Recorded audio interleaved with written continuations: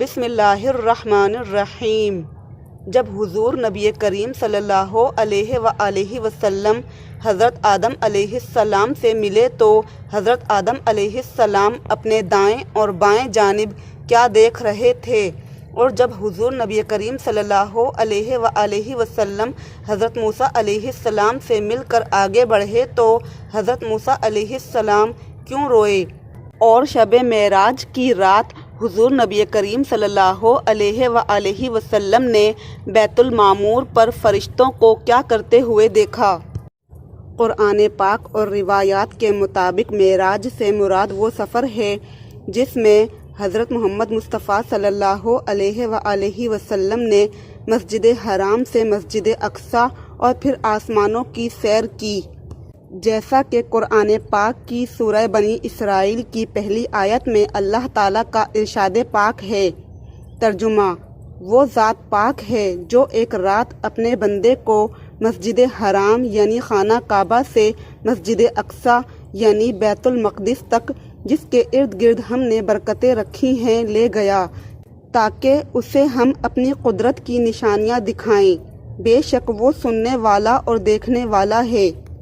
شب معراج حضور نبی کریم صلی اللہ علیہ وآلہ وسلم نے مسجد الحرام سے مسجد الاقصیٰ اور وہاں سے آسمانوں کی سیر کر کے اللہ کی نشانیوں کا مشاہدہ کیا۔ واقعہ کچھ اس طرح ہے کہ حضور نبی کریم صلی اللہ علیہ وآلہ وسلم کے گھر کی چھت کھول دی گئی۔ اس وقت حضور نبی کریم صلی اللہ علیہ وآلہ وسلم مکہ میں تھے۔ پھر حضرت جبرائیل علیہ السلام اترے اور انہوں نے حضور نبی کریم صلی اللہ علیہ وآلہ وسلم کا سینہ مبارک چاک کیا، پھر اسے آب زمزم کے پانی سے دھویا، پھر ایک سونے کا تشت لائے جو حکمت اور ایمان سے بھرا ہوا تھا، اس کو حضور نبی کریم صلی اللہ علیہ وآلہ وسلم کے سینے مبارک میں رکھ دیا، پھر سینے کو جوڑ دیا۔ اس کے بعد حضور نبی کریم صلی اللہ علیہ وآلہ وسلم کے پاس ایک سواری لائی گئی، سفید خچر سے چھوٹی اور گدھے سے بڑی، یعنی براق۔ اس کی رفتار ایسی تھی کہ وہ اپنا قدم وہاں رکھتا تھا جہاں اس کی نظر کی آخری حد ہے۔ حضور نبی کریم صلی اللہ علیہ وآلہ وسلم اس پر سوار ہوئے۔ چنانچہ براق پر سوار ہونے کے بعد بیت المقدس کی طرف آپ صلی اللہ علیہ وآلہ وسلم کا سفر شروع ہوا۔ اس دوران آپ صلی اللہ علیہ وآلہ وسلم نے مختلف مقامات پر نماز ادا فرمائی اور مختلف مشاہدات کیے۔ آپ صلی اللہ علیہ وآلہ وسلم نے بیت المقدس کی طرف جاتے ہوئے دوران سفر 3 مقامات پر نمازیں پڑھیں۔ چنانچہ آپ صلی اللہ علیہ وآلہ وسلم ارشاد فرماتے ہیں کہ دوران سفر ایک مقام پر حضرت جبرائیل علیہ السلام نے عرض کیا، اتریے اور نماز پڑھ لیجئے۔ میں نے اتر کر نماز پڑھی، پھر عرض کیا، معلوم ہے کہ آپ نے کس جگہ نماز پڑھی ہے؟ پھر کہنے لگے، آپ نے طیبہ یعنی مدینہ پاک میں نماز پڑھی ہے، اسی کی طرف آپ کی ہجرت ہوگی۔ پھر ایک اور مقام پر عرض کیا کہ اتر کر نماز پڑھ لیجئے۔ میں نے اتر کر نماز پڑھ لی۔ حضرت جبرائیل علیہ السلام نے عرض کیا، معلوم ہے کہ آپ نے کہاں نماز پڑھی ہے؟ پھر کہنے لگے، آپ نے طور سینا پر نماز پڑھی ہے، جہاں اللہ پاک نے حضرت موسیٰ علیہ السلام کو ہم کلامی کا شرف عطا فرمایا تھا۔ پھر ایک اور جگہ عرض کیا کہ اتر کر نماز پڑھ لیجئے۔ میں نے اتر کر نماز پڑھی۔ حضرت جبرائیل علیہ السلام نے عرض کیا، معلوم ہے کہ آپ نے کہاں نماز پڑھی ہے؟ پھر کہنے لگے، آپ نے بیت لحم میں نماز پڑھی ہے، جہاں حضرت عیسیٰ علیہ السلام کی ولادت ہوئی تھی۔ جب آپ صلی اللہ علیہ وآلہ وسلم آسمان دنیا پر پہنچے تو پوچھا گیا کہ یہ کون صاحب ہیں؟ انہوں نے کہا کہ جبرائیل۔ پوچھا گیا کہ آپ کے ساتھ اور کون صاحب آئے ہیں؟ انہوں نے بتایا کہ محمد صلی اللہ علیہ وآلہ وسلم۔ پوچھا گیا کہ کیا انہیں بلانے کے لیے آپ کو بھیجا گیا تھا؟ انہوں نے کہا کہ ہاں۔ اس پر جواب آیا کہ اچھی کشادہ جگہ آنے والے کیا ہی مبارک ہیں۔ پھر میں حضرت آدم علیہ السلام کی خدمت میں حاضر ہوا اور انہیں سلام کیا۔ انہوں نے فرمایا، آؤ پیارے بیٹے اور اچھے نبی، آپ صلی اللہ علیہ وآلہ وسلم نے حضرت آدم علیہ السلام کے دائیں بائیں کچھ لوگوں کو ملاحظہ فرمایا۔ جب آپ اپنی دائیں جانب دیکھتے تو ہنس پڑتے ہیں اور جب بائیں جانب دیکھتے تو رو پڑتے ہیں۔ حضرت جبرائیل علیہ السلام نے عرض کیا، ان کے دائیں اور بائیں جانب جو صورتیں ہیں یہ ان کی اولاد ہیں۔ دائیں جانب والے جنتی ہیں اور بائیں جانب والے جہنمی ہیں۔ اس کے بعد ہم دوسرے آسمان پر پہنچے، یہاں بھی وہی سوال ہوا، کون صاحب ہیں؟ کہا کہ جبرائیل۔ سوال ہوا، آپ کے ساتھ کوئی اور صاحب بھی آئے ہیں؟ کہا کہ محمد صلی اللہ علیہ وآلہ وسلم، انہیں بلانے کے لیے آپ کو بھیجا گیا تھا؟ کہا کہ ہاں۔ اب ادھر سے جواب آیا، اچھی کشادہ جگہ آئے ہیں، آنے والے کیا ہی مبارک ہیں۔ اس کے بعد میں حضرت عیسیٰ علیہ السلام اور حضرت یحییٰ علیہ السلام سے ملا۔ ان حضرات نے بھی خوش آمدید مرحبا کہا اپنے بھائی اور نبی کو۔ اس کے بعد آپ صلی اللہ علیہ وآلہ وسلم 7ویں آسمان پر آئے۔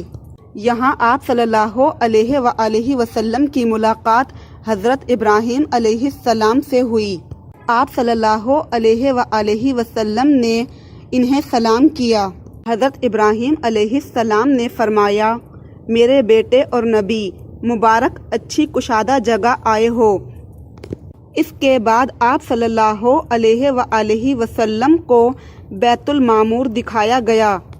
آپ صلی اللہ علیہ وآلہ وسلم نے اس کے بارے میں پوچھا تو حضرت جبرائیل علیہ السلام نے بتایا کہ یہ بیت المعمور ہے، اس میں 70,000 فرشتے روزانہ نماز پڑھتے ہیں اور ایک مرتبہ پڑھ کر جو اس سے نکل جاتا ہے تو پھر کبھی داخل نہیں ہوتا۔ پھر آپ صلی اللہ علیہ وآلہ وسلم کو سدرۃ المنتہا بھی دکھایا گیا۔ اس کے پھل ایسے تھے جیسے مقام حجر کے مٹکے ہوتے ہیں اور پتے ایسے تھے جیسے ہاتھی کے کان۔ اس کی جڑ سے 4 نہریں نکلتی تھیں، 2 نہریں تو باطنی تھیں اور 2 ظاہری۔ آپ صلی اللہ علیہ وآلہ وسلم نے حضرت جبرائیل علیہ السلام سے پوچھا تو انہوں نے بتایا کہ جو 2 باطنی نہریں ہیں وہ تو جنت میں ہیں اور 2 ظاہری نہریں دنیا میں نیل اور فرات ہیں۔ پھر آپ صلی اللہ علیہ وآلہ وسلم فرماتے ہیں کہ میری طرف وحی کی جو کی اور مجھ پر ہر دن رات میں 50 نمازیں فرض کی۔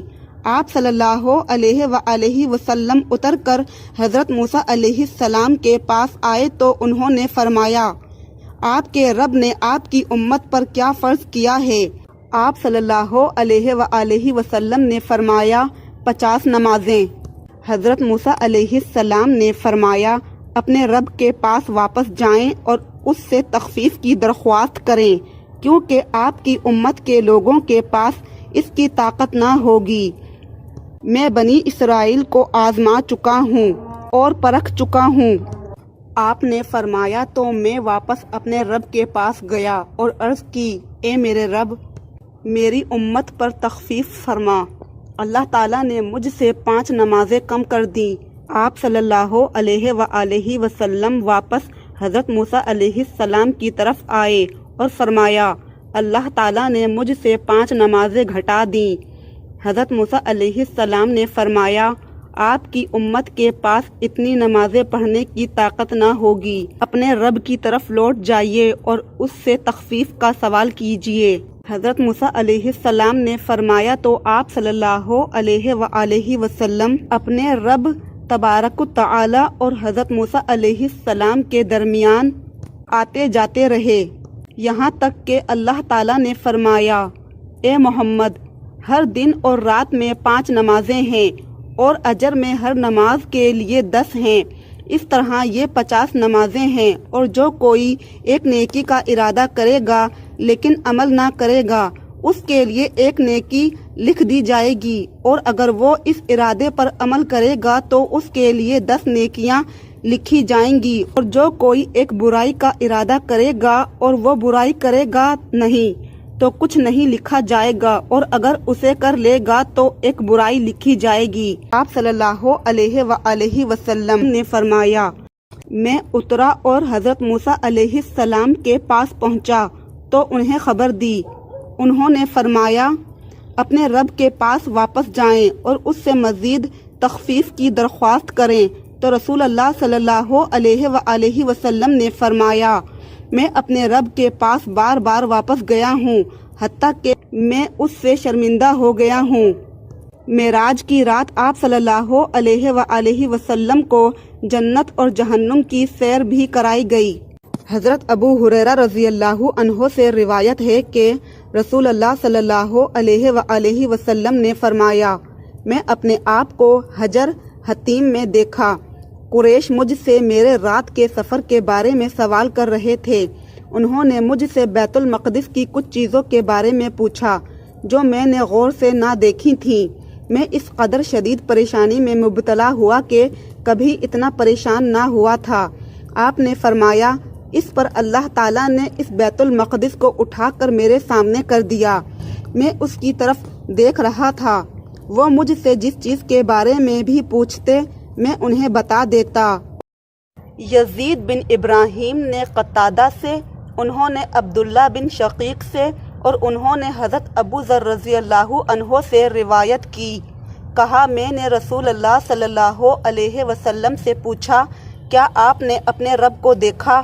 آپ نے جواب دیا وہ نور ہے، میں اسے کہاں سے دیکھوں؟